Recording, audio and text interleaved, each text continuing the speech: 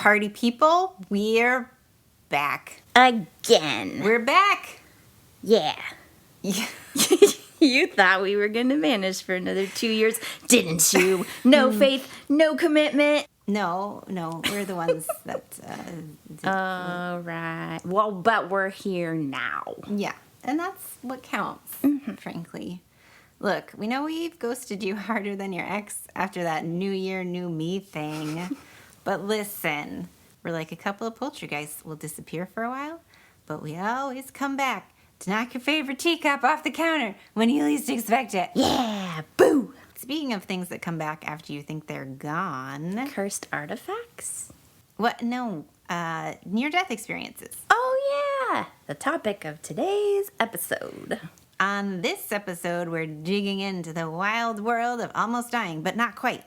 We'll be talking about out-of-body journeys and the great beyond. Or at least the lobby. The lobby into the great beyond. Mm-hmm. And then dropping back down into this. All of this. And that, dear listener, is what us in the biz refer to as a near-death experience, or NDE. Smooth transition. Thanks. We're practicing. Dying and then coming back. And then dying. And then coming back. And then? No. Just the dying and coming back. Oh. But there's more to it than that. There's a in-between part. Any more than that, and it's a death yo-yo. Look, sister, this episode isn't about death yo-yos. It's about near-death experiences. And that's what we're talking about on this episode of...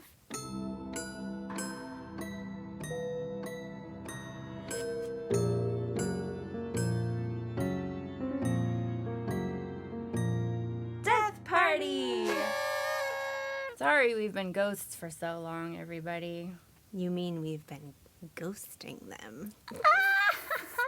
Speak for yourself. I have been a ghost. Woo, woo, woo! Okay, is that what you think ghosts sound like? Just the ones with the fitted sheets. Okay, that's too much. That's a bridge too far.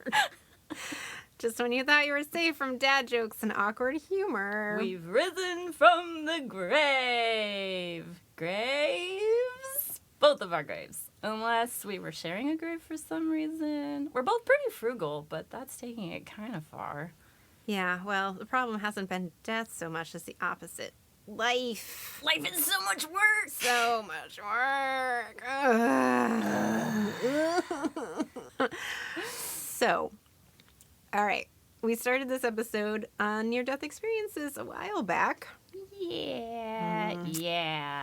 And then that streaming service that starts with net and rhymes with dicks came out with a stupid special on the exact same topic we were writing. Yeah. And we got so mad.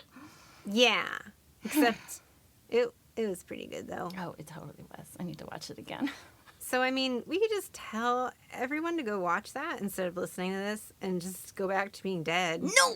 You guys! Go watch it after listening to this. Yeah, you've made it this far. You might as well. If we had died, though. How cool would that be? What a great excuse for disappearing. I mean, icebreaker at parties. Can we use it as an icebreaker and then disappear at parties? That's what I would like to do. Yes. We would have the best stories to tell after something like that. Folks sometimes do. Well, let's get into it. After not very much time spent researching, I came across the book Life After Life by Raymond Moody, and being the unbiased and soups professional amateur researcher I like to think of myself as, I promptly conducted an internet search for this book to see what everyone else had to say about it. The Cliff Notes version. I immediately came across the naysayers, as you do. Sure. Are you quite done, madam? Sure. According to the Wikipedia page for the book Life After Life, which, of course, best possible reference right there. Yes. At least a couple of skeptics have wagged fingers Raymond Moody's way. I think it's waggled. What? Waggled? Waggled. waggled. What? Yeah. No, that's not even... It's pronounced waggled because it's sillier. So these naysayers claim that Moody's research methods had limitations, which I'm pretty sure is like a really sick burn in the research community. Puny mortal researcher with limitations. And that there were no statistical analyses of his data. Another sick burn. All research methods have limitations. That's what makes it research. Oh, well, yes. Yeah.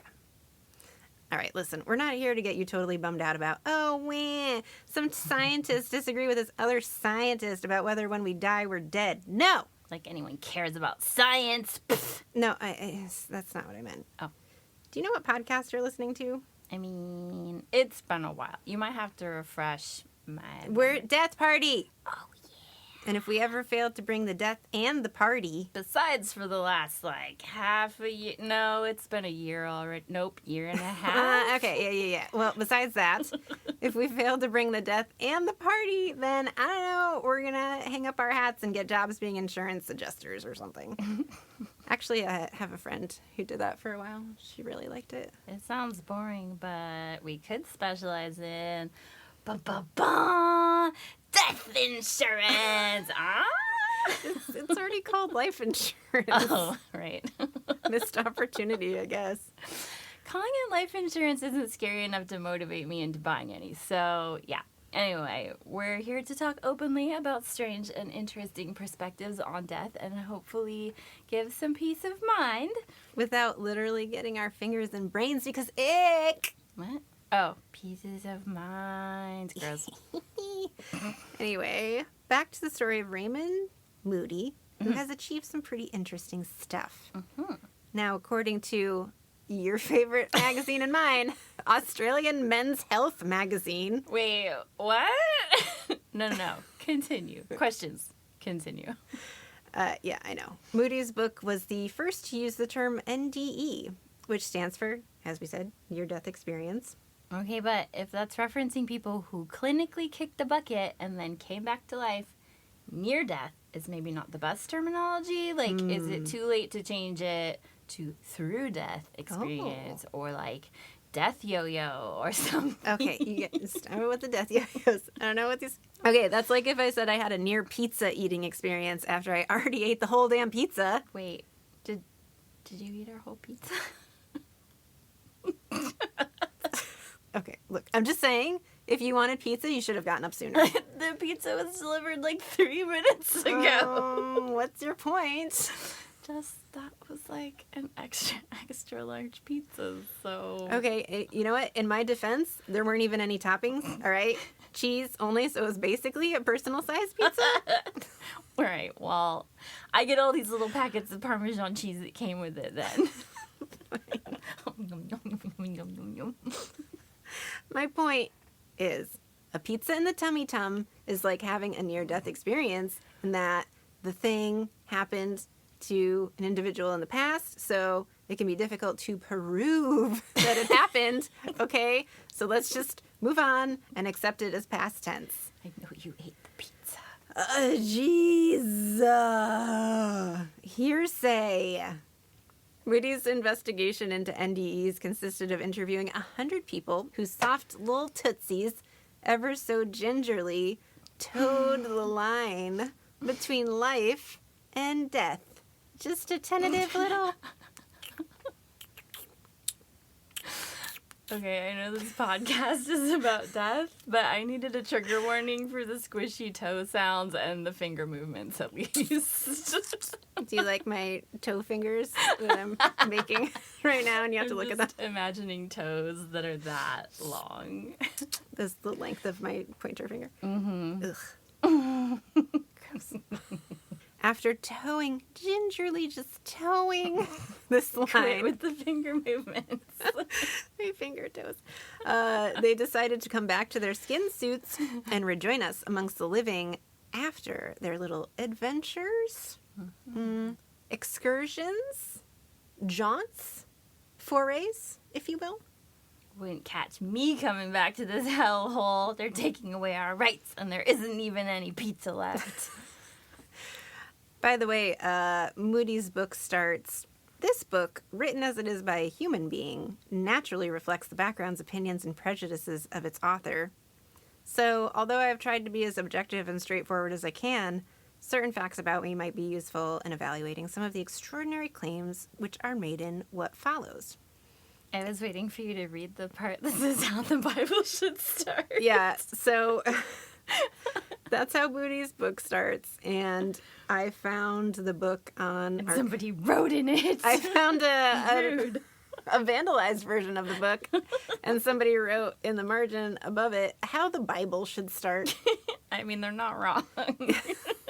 Like, Kind of how every book should start, really. I mean, either all books need to start that way, or it kind of goes without saying. But okay, wait, no, for sure the Bible needs to include that. I guess it doesn't go without saying. You can say that again. A common explanation of these near-death experiences is that they could be hallucinatory experiences brought on by drug interactions or lack of oxygen. No. Okay, but we're just going to tell you right now, if you're going with that line of thought, then what are you here for, man? Yeah. We are not scientists. No. Faye bristles at the very term. Science. Hiss, boo. What has science ever done for us? Nothing. Yeah, nothing. Aside from, like, giving us planes that can flip gravity of the bird and make a trip halfway around the world in a few hours that would have taken a rickety old wooden ship months to travel. Maybe.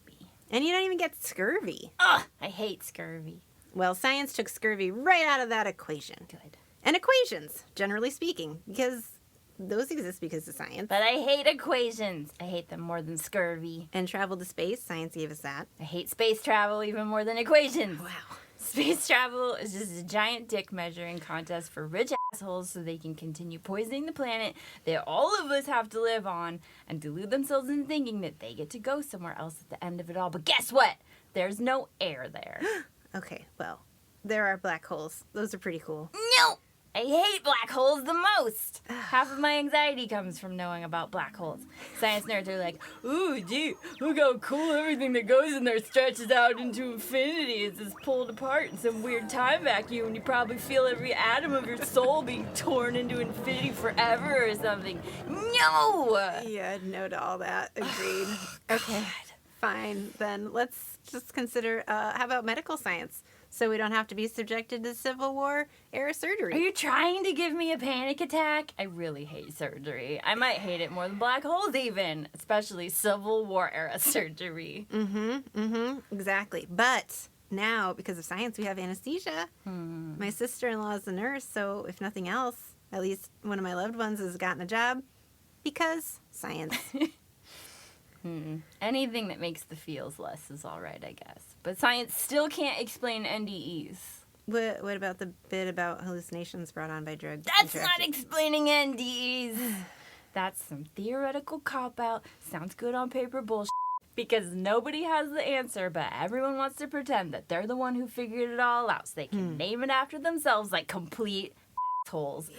That's where science starts, not where it ends, and just claiming a theory is the end of discussion because you don't have the tools to measure something is the opposite of science. It's egotistical dickishness. Damn. That's a really good point, actually. Thank you. It is the only thing that's worse than black holes. Right. So stick that in your Bunsen burner and fire it up. Apologies to any listeners we might have who have dedicated their lives to science. They can like science. They just can't like space. Oh. Or black holes. Oh. If you out there, you're listening, and if you like black holes, you turn this off right now. You don't get to hear about cool stuff. That's you go hang out with a black hole. You love it so much. Well, yeah. Why don't you marry it if you love it so much? You don't think it's scary? You think you're so tough? Yeah. Don't come crying to me when all your atoms in your body are like getting stretched out. No. Okay. Let's try to fill in where science has completely and utterly failed us. I am unforgiving. Like in the black hole scenario. Let's start with the classic hallmarks of a near-death experience. Okay. What are they? Yeah. What are they? I'm about to tell you. Okay. Calm down. I know you're excited. It's been like 5 years So since we did excited. an episode. I've been waiting for like 100 years to do this episode. Man. In the book Life After Life, Moody states that since starting research into the subject, he has noticed that despite the fact that people he has spoken with who have experienced NDEs had a wide range of religious, cultural, social, and educational backgrounds, their reports show uncanny similarities. By Moody's count, there are 15 similarities that come up in the recountings of NDEs he has documented. 15? That's so many! I know. Wow. This is a good time to note that some evidence points to these similarities existing amongst Western cultures. Mm-hmm. This may be due to more limited NDE data from non-Western cultures being available to these researchers. A proponent of this view is Alan Kelleher, who concluded that only 2 features of NDE are universal. Only 2? And the rest are just us weirdo Westerners? So while Moody lists 15 similarities that come up in the recountings of NDEs, another source only lists 10. This is a source that may be familiar to you if you listen to episodes 6 and 7 and 11 on reincarnation. I didn't. You go back and listen. Listen right now. I'm speaking of none other than the Division of Perceptual Studies at the University of Virginia School of Medicine. My dream! Glad to check back in with those delightful nerds, are you? Oh my god. Wondering what they've been up to, have you? Oh my god! Well, it turns out a lot, because on their website, they share 10 features of NDEs. Tell me! For free! Wow. You don't even need a Division of Perceptual Studies degree to look at it. They're the best. You don't have to check out a syllabus. Okay, so these 10 features are as follows. 1. Feeling very comfortable and free of pain. Ooh, these creaky old ear bones are listening. 2.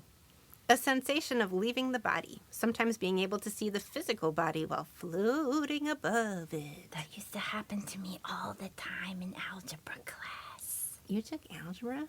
I Nerd. hated algebra so much that I left my body. 3.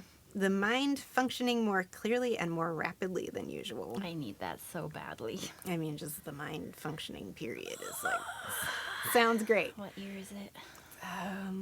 That we wrote this? Or 4, a sensation of being drawn into a tunnel or darkness. I don't mind tunnels necessarily, but that part sounds a little creepy. For what it's worth, this was one of the universal features. So get on board, sister. No! At least it's not a black hole. Or is it? No! It better not be. 5, a brilliant light, sometimes at the end of a tunnel. Okay. If there's a light, then I guess the tunnel thing is less spooky. Is number 6 that the tunnel contains tasty snacks? I would love to tell you that that's what number 6 was. No. However, number 6 is a sense of overwhelming peace, well-being, or absolute unconditional love. Ooh, I like that. I guess I'm willing to overlook the snacks not being a thing here. Unless, do the snacks come into the picture later on, or? 7, a sense of having access to unlimited knowledge. I mean, we have the internet, but I guess half of it turns out to be lies. That does sound easier than having to use my own judgment. Number 8, a life review or recall of important events in the past. Just leave that embarrassing part where I tripped and fell out of it, okay? This one is notably absent in non-Western accounts of NDEs. Oh, good. Then nobody will remember when I tripped and fell. Number 9, a preview of future events yet to come. That's redundant. Number 9, a preview of future events. What kind of events? Why, I'm glad you asked. Because number 9 is the preview of future events. Ooh, psychicness. My bags are packed. When do we leave? And Lastly, number 10, encounters with deceased loved ones or with other beings that may be identified as religious figures. This is the other one that is present in non-Western accounts of NDEs. Wait, which religious figures? Do I get to pick, or are they going to be forced on me as usual? And how do I get one of these here almost dead experiences? Well, one woman got it by being underwater for long enough that she should have gotten permanent brain damage. Oh. But I'm getting ahead of myself. Hard pass. I already have enough brain damage. Thank you very much. You're welcome very much. Don't take credit for it. I did it. Brag. NDEs are surprisingly common. A Gallup poll conducted in 1982, which was the first such extensive survey of its kind, found that 15% of a representative sample of Americans had reported an NDE. Whoa. National studies in other countries were a bit lower, with Germany returning 4% and Australia coming in at 8%. Wow, holy crap. That's surprisingly common. Also, I thought that America would have way less than anywhere else. Is it because we're reckless and constantly almost getting ourselves killed? That could actually be part of it. I'm not sure why. Huh. All right, so that covers a bunch of the basics. Let's use an example to put the Division of Perceptual Studies Big 10, my words, not theirs, into context. You can find NDE experiences from people of all faiths. Hell, you can even find NDE experiences from people of no faiths. And that's where it starts to get a bit more interesting. Bum, bum, bum. Wait, we can do better than that. Josh? In the late 1900s, 1988 to be exact. In 1988, London's Sunday Telegraph published a piece by Ayer titled "What I Saw When I Was Dead." I like it already. This one is for you skeptics. Oh, never mind then. I hate it already. A.J. Ayer wasn't some random Joe Schmo playing this game of, oh, hey, everybody, look at me. I died, and now I'm back. Give me all of your attention, please. I'll be the judge of that. Ayer's case is especially fascinating because he was a British philosopher and educator. And if you're a fan of empiricism at all, you've probably already heard of him, as he wrote a highly regarded book called Language, Truth, and Logic. Sounds lame. Which probably has nothing to do with NDEs since it came out 50 years before his near-death experience. Ugh. Language, Truth, and Logic continued in the line of British empiricism established by Jean Locke and David Hume. I don't know why I'm pronouncing them French. Which I mention mostly because you're more likely to know those dudes than Ayer, at least if you're anything like me. You know John Locke and David Hume? I mean, I heard of them through references on TV shows. Oh. There was a character of the same name on Lost, which was a deliberate choice by the writers. Oh, I know that one. And here I thought you maybe had some fancy philosophical background I didn't know about or something. I mean, I probably did learn something about philosophy in college, but have since forgotten it all. Yeah. Empiricism, if you're not familiar with that term. Yes. You are? No. Oh. I mean, yes, I am not. Okay. Well, it's a theory that all knowledge is derived from sense experience. Ooh, see that nice shiny green leaf on your houseplant that is still amazingly not all brown and shriveled up yet? No, because the heater has been on and they are all trying to suddenly shrivel up. That is an example of empiricism. Huh? You can see the leaf. Well, before the heater was on, you could see its greenness and its shininess. Maybe now you feel its crispiness. Ow! It was crispy. So then I overwatered it. The texture is observed by your senses of sight and touch, so you know it is empirically real. Ah, I see. Unless I'm seeing things. Maybe I'm imagining the plant. Maybe I'm imagining you. Interesting. That is a different school of philosophical thought altogether. But back to Ayer. Since people can't see or touch things like God or heaven, he did not subscribe to any beliefs that either of those existed. What about ghosts? I've seen ghosts. If this guy doesn't believe in ghosts, then I don't believe in him. Well, I guess if he didn't see or otherwise feel a ghost, then he probably didn't believe in them. I've never seen this guy Ayer, so I don't think he exists. Ouch. Well, I mean, he is dead now, so...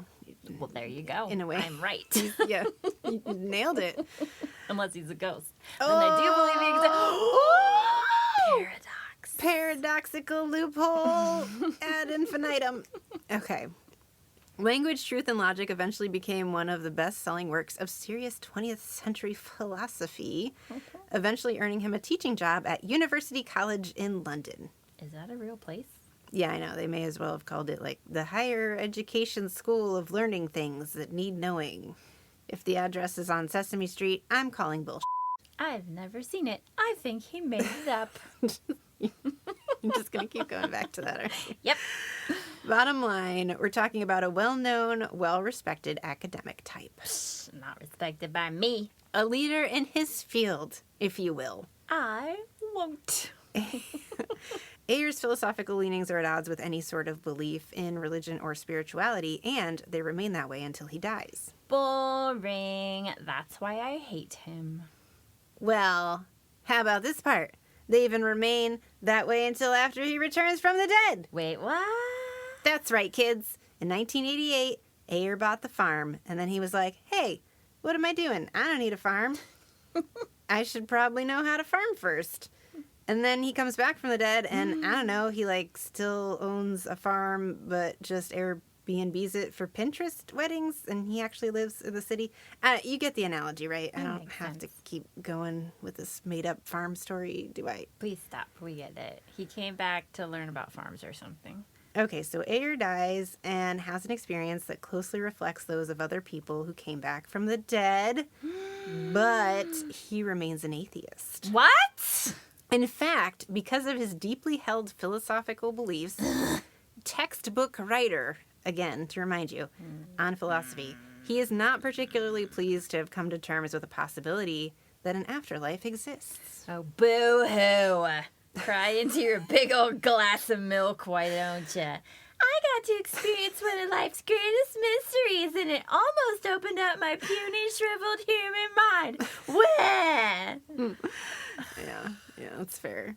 I like to think he's drinking warm milk because that's how much of a killjoy he is.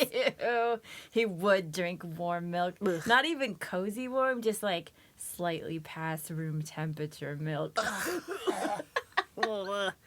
Also, the milk came from a cow he raised on the aforementioned farm that he bought. So he's just like sitting around tut-tutting the afterlife even after he's visited on a freaking day pass. Yeah. Drinking slightly warmer than room temperature milk hot out of the cow. Sitting on his fat stacks of philosophy money. How you like being dead for the second time, Ayer? Why don't you come back and tell us all about it now that you're working on the farm and not Airbnb-ing it out to future married couples? Yeah. Punked. I don't know. He wrote... Do a voice. I was confronted by a red light, exceedingly bright, and also very painful even when I turned away from it. I was aware that this light was responsible for the government of the universe. Among its ministers were two creatures who had been put in charge of space. Wait, what? These ministers periodically inspected space and had recently carried out such an inspection. They had, however, failed to do their work properly, and the result was that space, like a badly fitted jigsaw puzzle, was slightly out of joint. Is this a common... Is this listed in the statistics from the University of Virginia? A further consequence was that the laws of nature had ceased to function as they should. I felt it was up to me to put things right. Oh, so this is just an egotistical old white man near-death experience then? I also had the motive of finding a way to extinguish the painful light. I assumed it was signaling that space was awry and that it would switch itself off when order was restored. And this was... You're sure he died and didn't just, like, take a bunch of acid? Unfortunately, I had no idea where the Guardians of Space had gone, and feared that even if I found them, I should not be able to communicate with them. It then occurred to me that whereas, until the present century, physicists accepted the Newtonian severance of space and time, it had become customary, since the vindication of Einstein's general theory of relativity, to treat space-time as a single whole. Accordingly, I thought I could cure space by operating upon time. Yeah, totally. This guy can fix it. He's very confident sounding. Actually, these universe ministers kind of remind me of the tallest from Invader Zim. Do you know what I'm talking Oh about? my god, yeah. They're beings that are not really known for superior intellect, even though they're the leaders of the entire universe. They are tall, though. Yeah, they're more like administrative bureaucrats who fail upwards. And I like thinking of them by Ayer's description of these beings as kind of like meter maids or health code inspectors or something. That would explain a lot about the way things are, actually. On the other hand, since I've spent so many years of my life as an administrator and was convinced it was all an utter waste of time, it's reassuring to know that there are going to be openings for that skill set in the beyond. If any of that is true, we might need to get you in there sooner than later. Wait, what? Hmm? Are you talking about offing me? No! I mean, just because you would do a better job than these dudes. I would do a better job. Thank you. I see you. Any hoozle. It should come as no surprise that upon describing this NDE in 1988, Ayer, by this time very well known for his atheism, was seen by many as having eschewed his atheistic ways in favor of a late-in-life belief in God. Wait, that crazy bullshit made him believe in God? Ayer was quick to set the record straight that this was not the case. Oh. Okay. He died for reals in 1989, unfortunately without coming back again, with a follow-up NDE experience wherein all of our outstanding questions could be answered. Damn it. Questions like, Yeah.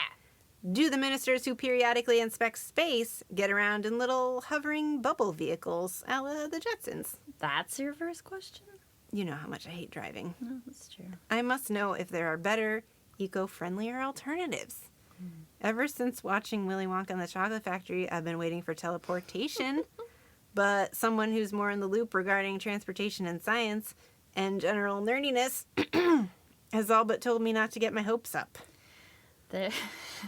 There's a badly generated AI image of a couple cradling each other on the beach and staring off into the sunset, but there's way too many fingers and arms, and the legs are kind of backwards and weird and like curled around. No. And the caption says, "This could be us, but you're scared of my homemade transporter." I don't like this image that I'm getting mentally. Click that link. You don't need a mental image. You have the real thing. Did you look at it? I don't like it. I looked at it before and I didn't like it then. And I don't like it now. It's my favorite. So unsettling. What is on the bottom? Is that like a torso? Ugh. It looks like Civil War surgery Oh, no. gone wrong. Oh. Listeners at home, check the show notes for this episode if you want to be subjected to the horror of this image. You're going to have to go to deathpartypodcast.com. Is that our website? Yes, I think so. I hope so. Something like that. Google it. You know, just search for Death Party Podcast, and then whatever's at the very bottom of the results, that's us. Whatever it corrected you to, that's us. Whatever looks like it has our logo, because it's the same one that's... We're so professional right now. Okay, second question. Mm-hmm. How many space inspecting ministers does it take to screw in a light bulb? Hey! I just ad-libbed that one, guys. It sounds like a lot from the sounded things. It's probably, they're just lined up. It's like one of those mirror that's up against a mirror. Infinity So it's mirrors? just like, yes, that one. Just goes on forever. No, real second question. Okay, maybe that's the third question. How many space inspecting ministers are there, and what does their benefits package look like? Oh, that's a good question, actually. So you're considering accepting the position then? If space and time are a single whole, how is it that I'm never on time when I need to be at any given place? Oh, I've been assuming it had to do with needing to poop or something, but you tell me. Okay, you know what? Okay. This is just like one of those a lady never tells her best beauty secrets kind of situations. That is a good beauty secret. Ladies, if you stop pooping, you will not look your best. Please continue to poop. Please. For the good of humanity. Not necessarily in this moment, No, unless that's where you already were. But Right. generally, don't stop pooping. Oh my God, you could listen so much more to our podcast. Should we make some merch? Like a t-shirt that just says, don't Never stop pooping? It's like never stop on the front, and then on the back it's like pooping. For the good of humanity. Is it as good as I think it sounds? Or is me in the future going to be like, no? The merch? I feel like it. Josh, write that down. Send it to our factory in China that we don't have. Hey, listeners, if you would buy a shirt that says, never stop pooping, Never. let us know. We can make that happen for you. Yeah, it's going to be all pre-ordered, crowdsourcing. We need a minimum purchase order fulfilled before we can make it, but we will make it happen. The poop would have to be like the death party green color, too. Oh, man. I can't. I don't know if I can do that. Maybe the little skull face would be like in the poop somehow. Oh, boy. We'll workshop it a little bit. I think there's a little... There's room for improvement. We need to guess. polish this turd. That's what I'm saying.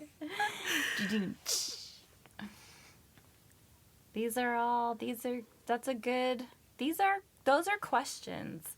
My only question is, if a sciencey atheist dies in the woods and there isn't a peer-reviewed study on it, did it even happen? Science burn.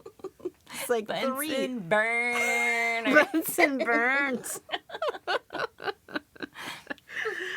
I don't know if we can say that Ayer's atheism was reinforced by his near-death experience, but he was steadfast in letting it be known that his atheism did not waver even after he died the first time. I find that confusing, and I hate him. It is confusing. Mm-hmm. Now counter that with Mary Neal's experience. Who's that now? She is a super religious American spine surgeon that drowned in her kayak and came back. Oh, right, that one.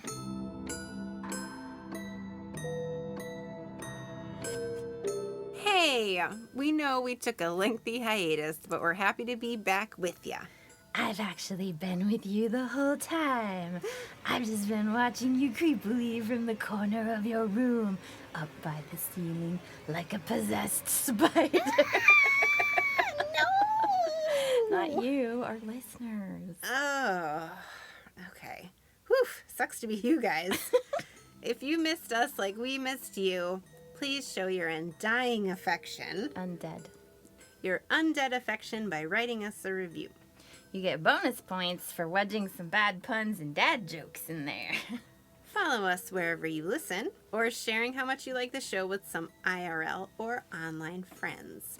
Your support makes a huge difference, especially with a tiny little outfit like us trying to get a little visibility amongst millions of other podcasts that have big advertising and network dollars, of which we currently have neither. Yeah, it's hard out here.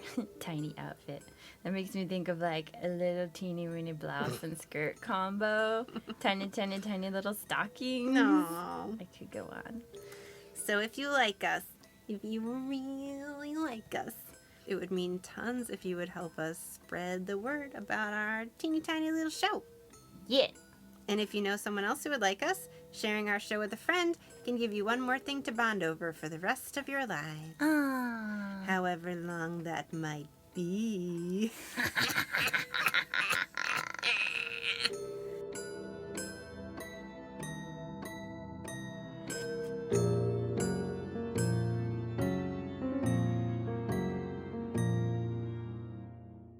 A tiny little cage crinoline with an itty bitty ham hanging inside it. You're still on that. tiny outfit. Oh.